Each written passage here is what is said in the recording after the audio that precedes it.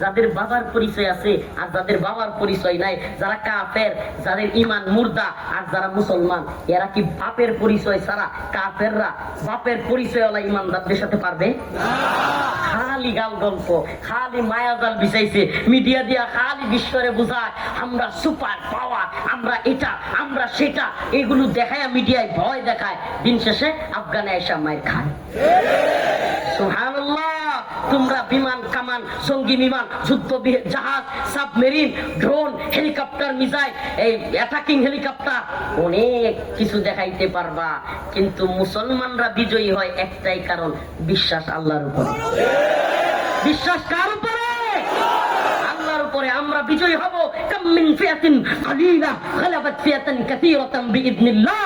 আমরা ছোট দল হইতে পারি, আল্লাহ বলছে যদি তোমরা কাফেরদের বিরুদ্ধে লেগে থেকো, আল্লাহর উপরে আস্থা বিশ্বাস রাখো, গালাবাত ফিয়াতান কাসীরাতান বিইذنিল্লাহ, বড় বড় দলের বিরুদ্ধেও আমি আল্লাহ তোমাদেরকে বিজয়ী করব। তাহলে আমরা বিজয়ী হব আল্লাহর পথে থাকলে নাকি পশ্চিমাদের পথে? বলেন না, আল্লাহর পথে না পশ্চিমাদের পথে? 16 বছর আমরা এদেশে আওয়ামী লীগ এবং হাসিনাকে ভারতের গোলামি করতে দেখেছি। এখন 5 আগস্টের পরে 1.5 বছর আমরা নতুন সরকারকে আমেরিকার গোলামি করতে দেখছি। দেখতেছি কি দেখতেছি না? একপাক্ষিক কথা বললে অন্যান্য দের মতো আওয়ামী লীগ আমাদেরকে বলবে, বেটা তোরা মনে রাখিস, তোরা যারা আওয়ামী লীগ করিস, বলিস হুজুররা এখন কিছু বলে না। আমরা সবচেয়ে বেশি প্রতিবাদ করি যে কোনো বিষয়ে। ডক্টর মোহাম্মদ ইউনূসের সরকার ইসলাম বিরোধী কার্যকলাপে শরীক হইলে, ভারতে ইলিশ পাঠাইলে, বিভিন্ন কাজ যেগুলো আমরা পছন্দ করতাম না, আগেও করতাম না, এখনো করি না, বিরোধিতা করি। আমরা ব্যক্তি শেখ হাসিনার বিরুদ্ধে না, দল আওয়ামী লীগের বিরুদ্ধে না, আমরা ছিলাম তাদের কার্যক্রমের বিরুদ্ধে। কারণ তাদের কার্যক্রমটা ছিল, আমি তো বলি মাঝে মাঝে, বুঝ নাই, এই অবুঝদের, এদেশের অবুঝদের বোঝ নাই। আওয়ামী লীগ বাংলাদেশের কোন রাজনৈতিক দল নয়, এটা রয়ের একটা নিজস্ব সংগঠন, ভারতীয় রয়ের একটা নিজস্ব বাংলাদেশি শাখা। এই ভারতীয় রয়ের শাখা দিয়া এদেশে মুসলিমদেরকে নির্যাতন নিপীড়ন করা, বছরের পর বছর এদেশের মুসলিমদের উপরে প্রভাব বিস্তার করা এবং এই দেশকে শোষণ করা। অনেকে বলে এটা ছিল ভারতের অঙ্গরাজ্য, আমি বলি মিয়া অঙ্গরাজ্য না। হাসিনা আমলে, আওয়ামী লীগ আমলে বাংলাদেশ ছিল ভারতের ডাস্টবিন। অঙ্গরাজ্য, অঙ্গরাজ্য কেমনে হয়? অঙ্গরাজ্য তো পশ্চিমবঙ্গ। মমতা ব্যানার্জি যেই টুনে, যে স্টাইলে মোদির বিরুদ্ধে কথা বলতে পারে, মমতা ব্যানার্জি কিংবা পশ্চিমবঙ্গের জনগণ যেই স্টাইলে মোদির সমালোচনা করতে পারে, বাংলাদেশের মানুষ বিগত 16 বছর পারছে? শেখ হাসিনা নিজে মোদির সমালোচনা করবার মতো পাওয়া ছিল? তাহলে অঙ্গরাজ্য বলেন কেমনে? ডাস্টবিন। কেমন ডাস্টবিন? ইচ্ছা মতো পচা পেঁয়াজ দিবে, ইচ্ছা মতো বন্যার পানি ছেড়ে দিবে, ইচ্ছা মতো নোংরা আবর্জনা ছেড়ে দিয়া এই দেশ বাসায় দিবে। আবার নেওয়ার সময় ওই ডাস্টবিনে যেমন ভালো ভালো জিনিস যেগুলো থাকে এগুলো পরে নিয়ে যায়, এমনি ভাবে ইলিশ নিবে, আমরুপালি নিবে, এদেশের ট্রানজিট নিবে, এদেশের বন্দর নিবে। নিচে কি নাই? নাই। দেওয়ার সময় পচা পেঁয়াজ, দেওয়ার সময় ফেলানির লাশ, দেওয়ার সময় সীমান্তে কাঁটাতারের বেড়ায় আমাদের ভাইদেরকে হত্যা, দেওয়ার সময় আমাদেরকে বন্যার পানি, আর নেওয়ার সময় ভালো ভালো জিনিস। আমাদের থেকে একটা জিনিসই নিচ্ছে, যেটা আমরা খুশি হয়েছি, হাসিনা। এটা নেওয়াতে আমরা খুব খুশি। আর যা নিচ্ছে এই সমস্ত চুক্তি বাতিল করা হোক। ডক্টর মোহাম্মদ ইউনূসের সরকারকে বলবো, বাংলাদেশ জামাত ইসলামী, বাংলাদেশ জাতীয়তাবাদী দল বিএনপি, হেফাজতে ইসলাম সহ সকল দলকে বলবো, আওয়ামী লীগের সময় ভারতের বিরোধিতা করেছেন, দিল্লি না ঢাকা, দিল্লি না ঢাকা, তাইলে এখনো দিল্লির সাথে করা গোলামির চুক্তি কেন থাকবে? এই সমস্ত চুক্তিগুলো বাতিল করতে হবে। যে আদানির সাথে এই বেশি টাকা দিয়া বিদ্যুৎ কেনার চুক্তি, কিংবা এই বন্দরের চুক্তি, ট্রানজিটের চুক্তি, ট্রানজিটের নাম দিয়া বাংলাদেশের উপর দিয়া করিডোরের চুক্তি, সব চুক্তি বাতিল করতে হবে। আমরা স্বাধীন, আমরা একমাত্র আল্লাহর গোলামি করি, ভারতের গোলামি করি না। আওয়ামী লীগ মাঝে মাঝে ভয় দেখায়, মাঝে মাঝে যখন কোনো কিছু তৈরি করে পারে না, কয় হ্যাঁ হুজুর ভারতের বিরোধিতা করেন, ভারত যদি হামলা করে 48 ঘন্টা টিকে থাকতে পারবেন? বলে কি বলে না? আমরা বলি ভারত যদি এই মুসলিম বঙ্গে, আমি এই দেশকে বলি মুসলিম বঙ্গ। কি বঙ্গ? এরা বঙ্গবঙ্গ বলে, আমরা বলি মুসলিম বঙ্গ। কি বঙ্গ? দেখবেন এরা বাঙালি চেতনার কথা বলবে, বাঙালি জাতীয়তাবাদের কথা বলবে। বলে কি বলে না? বাঙালি। বাঙালি তো কলকাতার ব্লু বাঙালি। এই দেখবেন বাংলাদেশ নিয়ে আওয়ামী লীগের সময় খুব ষড়যন্ত্রের মধ্যে একটা ছিল, এপার বাংলা আর ওপার বাংলাকে এক করে দাও। বলতো কি বলতো না? বলতো কি বলতো না? প্রশ্ন, এপার বাংলা আর ওপার বাংলা কোনটাকে কোনটার সাথে এক করবে? মানে আমাদের সাথে কলকাতাকে দিয়ে দিবে বাংলাদেশের সাথে, এটা তো আলহামদুলিল্লাহ। এই দুই বাংলাকে এক করার যে প্ল্যান, এটা ছিল ওই ভারতীয় প্ল্যান যেটা ৭১ হয়েছে। ৭১ এই দেশকে আলাদা করে তারা পাকিস্তান থেকে এই চক্রান্তেই, এই প্ল্যানিংই করছে যুদ্ধে সহায়তা, যাতে করে বাংলাদেশকে ভারতের দখলে নিতে পারে। এই জন্য এখনো পর্যন্ত ৭১ যুদ্ধকে ভারত নিজেদের যুদ্ধ বলে এবং ৭১ বিজয়কে তারা নিজেদের বিজয় বলে। আমরা এই যুবক ভাইরা কিংবা মুরব্বী চাচারা জীবনে কোনোদিন চিন্তা করছেন এই শত শত কিলোমিটার না, ১০০০ কিলোমিটার দূরে কই পাকিস্তান কই বাংলাদেশ, এগুলো আবার দুটো এক দেশ হয় কেমনে? হাস্যকর না? জীবনে কোনোদিন চিন্তা করছেন? একটা হলো পুরা ভারতবর্ষ পার হইয়া ওই আফগানিস্তানের সাথে, আরেকটা হলো বাংলাদেশ মায়ানমারের সাথে। এই দুইটা আবার এক দেশ কেমনে হয়?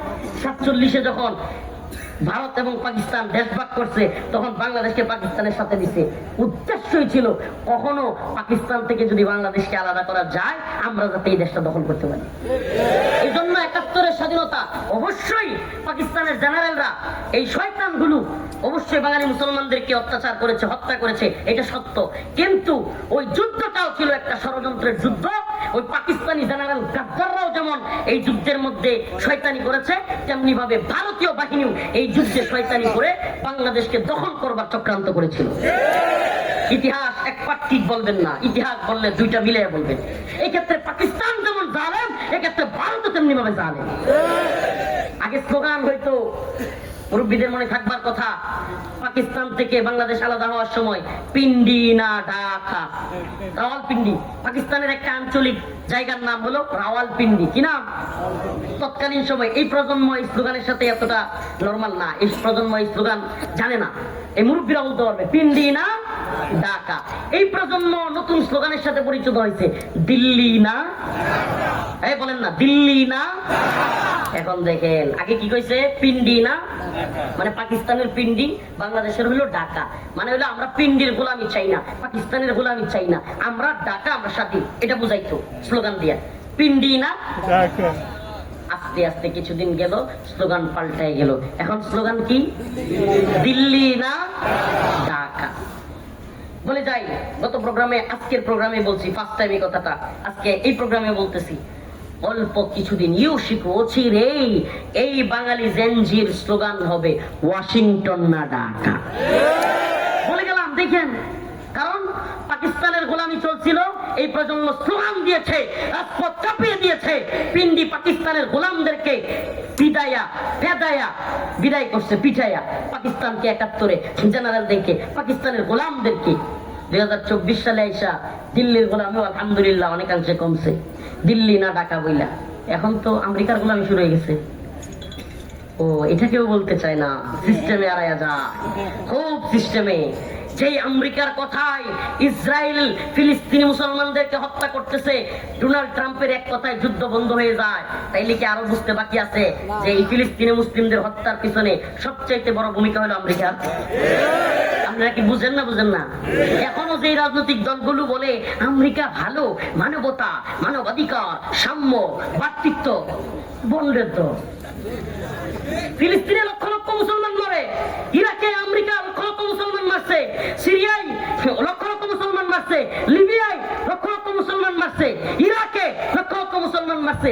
এরপরেও আমেরিকা মানবতার, শান্তির, মুক্তির দূত। এগুলাকে আমি বলি পশ্চিমাদের পালক পুত্র, পশ্চিমাদের পালিত বালক।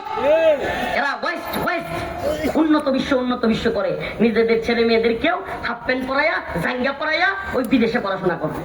আর এগুলো বাংলাদেশে আইসাও হাইরে কি মোল্লারা কি বলে না বলে, আমরা ওখানে ছেলে মেয়ে যেমনি মন চায় থাকি, আমরা যেমনি মন চায় চলি, আর এখানে আসলে মোল্লারা খালি পর্দার মশলা বলে।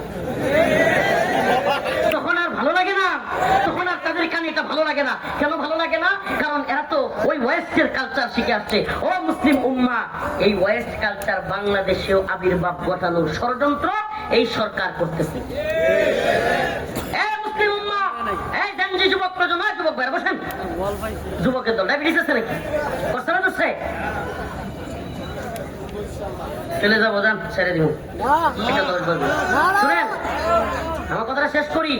এই প্রজন্ম সফল হবে কিভাবে, মুমিনের সফলতা কোন পথে এবং ব্যর্থতা কোন পথে, এগুলো আমাদেরকে পরিচয় করে দিতে হবে আপনাদেরকে। এই প্রজন্মকে বুঝাইতে চায় জিনা খুব ভালো কাজ, নাউজুবিল্লাহ, বিবাহ খুব খারাপ কাজ, আর একাধিক বিয়া, হাই হাই, এটা সেটা খারাপ কাজ আর কিছু নেই। নাউজুবিল্লাহ, নাউজুবিল্লাহ বলবেন না। আল্লাহ কোরআন কি বলে, আসেন না একটু মিলাই। আল্লাহ কোরআন কি বলে? আল্লাহ কোরআন বলছে, ফানকিহু, তোমরা বিয়ে করো, মা তাবা লাকুম মিনান নিসা। আল্লাহ রাব্বুল আলামিন বলেন, তোমরা বিয়ে করো, মা তাবা লাকুম মিনান নিসা, মহিলাদের থেকে যাকে পছন্দ হয়। মাসনা, আল্লাহ শুরু করছে কয়টা দিয়া? লামাই কেন এখানে আছেন? আল্লাহ শুরু করেছে কয়টা দিয়া? ফানকিহু, তোমরা বিয়ে করো, মা তাবা লাকুম, তোমাদের যাকে পছন্দ হয়, মিনান নিসা, মহিলাদের থেকে, মেয়েদের থেকে। আল্লাহ তাআলা এই আয়াতে বুঝাইলেন ছেলে ছেলেকে বিয়ে করতে পারবে? পারবে? আপনারা কি বিশ্বাস করবেন কিনা? এই তথাকথিত গণতান্ত্রিক দলগুলোকে বলেন, আপনি যেই দলই করেন, অমুক দল তমুক দল, আমি নাম নিতে চাচ্ছি না, এই দলগুলোকে পারলে বলতে বলেন যে আমরা সমকামিতার বিরুদ্ধে, আমরা সমকামিতা চাই না, আমরা ট্রান্সজেন্ডারের বিরুদ্ধে, আমরা এই অশ্লীলতা এলজিবিটি এইগুলোর বিরুদ্ধে। পারলে দেখান এই বাংলাদেশে এই এনসিপি বলেন বা অন্যান্য দলগুলো আছে, এগুলোরে বলেন বিবৃতি দিতে। পারবে না, এরা করবে না, কারণ এরা মানসিক ভাবে পশ্চিমের দাসত্ব মেনে নিচ্ছে। নাউজুবিল্লাহ বলবেন না। আপনাদেরকে শেষ আলোচনা শেষ করে দিচ্ছি। একটা খুব সেন্সিটিভ এবং খুব গুরুত্বপূর্ণ একটা বিষয়ের দিকে আঙ্গুল তুলতেছি, দেখাচ্ছি আপনাদেরকে। খেয়াল করে থাকলে, আমরা খেয়াল করতে হয় ভাই, আমরা তো খেয়াল করতে হয়, এবং আমার দায়ী, আমরা আল্লাহর কাছে দায়বদ্ধ। আমরা সব খেয়াল করি, কিরে কোথেকে কি হচ্ছে, এটার কারণ কি, এই লোক এখানে কেন, এগুলো খেয়াল করি। সুবহানাল্লাহ। এই 2 দিন আগে